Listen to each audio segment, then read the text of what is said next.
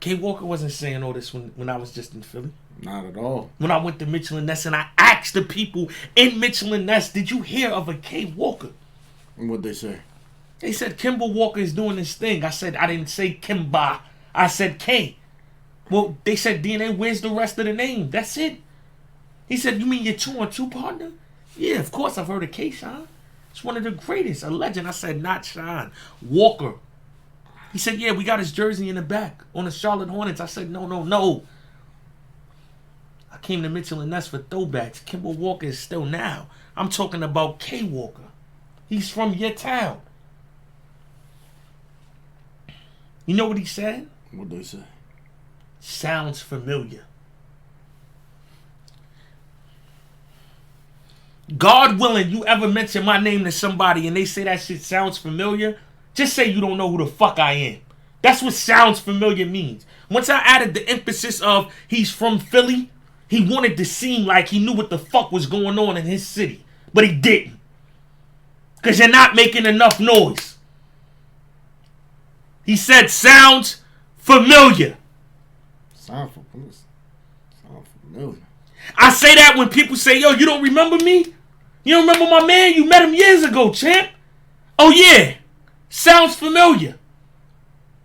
Cold word, I don't want to hurt your feelings. I don't know who the fuck that is. Not at all. We are in Philly. And they don't know who the fuck that is. Good night. My blood pressure rose in disgust. Even know who the fuck you are. And let alone I was trying to go there and get him a discount. How?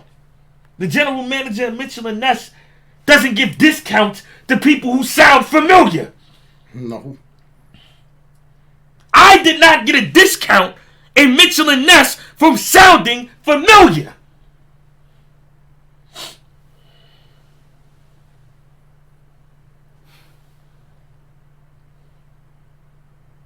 I wish a nigga would, man. But they would. That's why this is so important. That's why this is key. So in a few days when you walk down the street and you see your fans and you see your people and they say, and I go to them and say, you heard of Z the Dropout? And they say, yeah.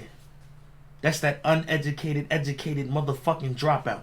That's that Iron Sheik, Mike P nigga that they tried to compare. That's what you want them to say. Even when it's tolerance. Even if they go, that's that missing tooth motherfucker.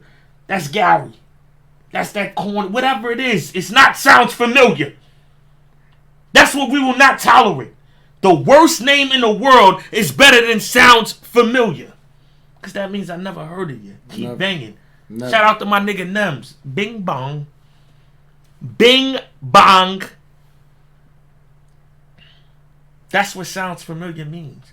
So the worst compliment is the best compliment because they know who the fuck you are. OJ Black, I'm back. The champ is here. I don't have anybody's belt. Before there was a such thing as Midnight Madness. Before there was a 3-time champion. It was just so red. Not knowing how to be the champ. And I showed them. With this, you remember this, Black. This changed the game. You remember? I'm back. I'm back. My legacy, not yours. Soon there's going to be another one of these.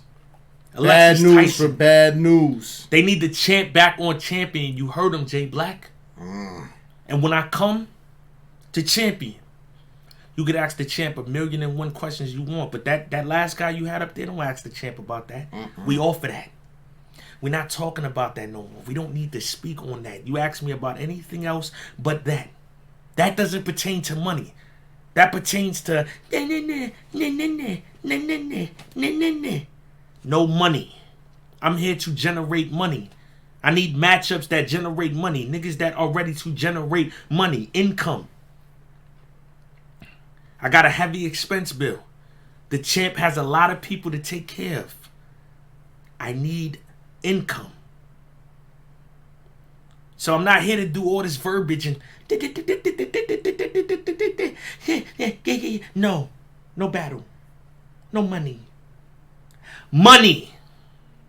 But what I want you to do, Jay Black, because you're a Philly native, born and raised. They even called you for Bel Air. Right there on the court with Rashad when he tried to put Will Smith under fucking ground in the new reboot.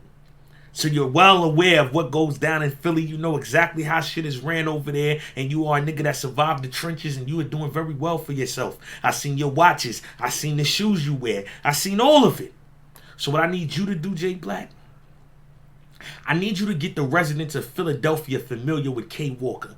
I walked into Mitchell and Ness. I asked him, have you ever heard of K Walker? The nigga pointed me in the direction of a fucking Kemba Walker jersey. I said, I'm not talking about the basketball player. I'm talking about the rapper that's been putting on for your city. He said, you talking about your 2-on-2 partner? I thought he was from Harlem. He's a legend. I said, I would never dare ask you if you know who K-Shine is because I know you know who the fuck he is. I'm asking you if you know who K Walker is. He's from Philly. And you know what? The nigga looked me dead straight in my eyes. And you could see a pain in the man's eyes.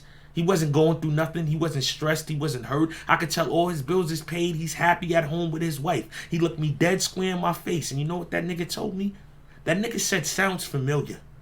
That meant he thought K Walker was one of my friends and he didn't want to hurt my feelings if I ran back to him and told him that these niggas in Mitchell and Ness don't know who the fuck you are. So he thought this was my friend. And I wasn't going to tell him that it wasn't my friend. Because I wanted the point to get across that you got more work to do, kid. Before you say you make me look regular, get hot in your town. Whether they like me, whether they hate me, whether they think I'm tough, whether they think I'm corny, they know who the fuck I am in Queens. And they respect me.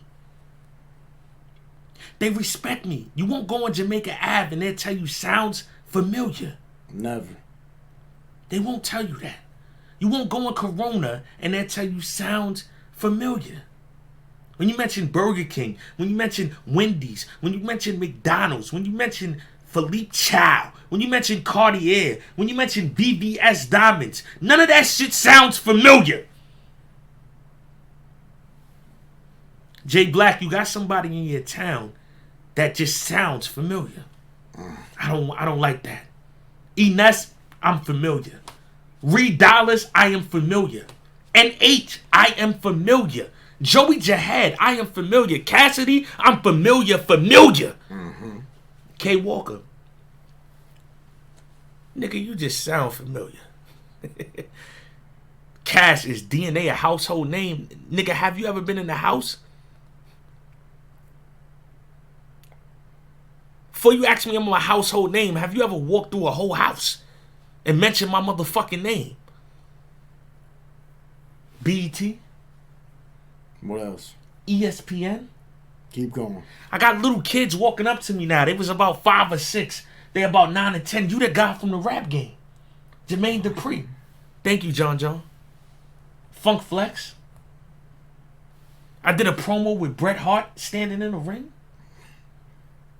Definitely nothing regular. I can call Samoa Joe on the other line. AEW. I can FaceTime Vince Carter and ask him to put his arm in the rim again.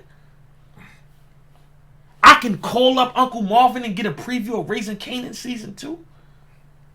I can text Famous and say the streets need a body. Mm-hmm. I can be chilling in a club with 50 drinking a new champagne, Branson. I can hear unreleased songs because Lloyd Banks called me to the studio. They not even out yet. Household name. The list goes on. I can get texts from Omar Epps inviting me to his new movie premiere. Y'all ain't even seen it yet. Whether you like or not that I was associated with the president of the fucking United States knows who I am. Don't ever ask me my household name. Whether you disagree with me doing the ad or not, the president of the United States knows who I am. It's white racist people in the White House that know who the fuck I am. I'm beyond the household name. That's the part they forget. They do the, oh, he did an ad for Joe Biden. He's a sellout. He did an ad for Joe Biden. We're voting. He did an ad for Joe Biden. He's a coon. The president of the United States knows who the fuck I am. The champ is here. Easy, we talking about everything.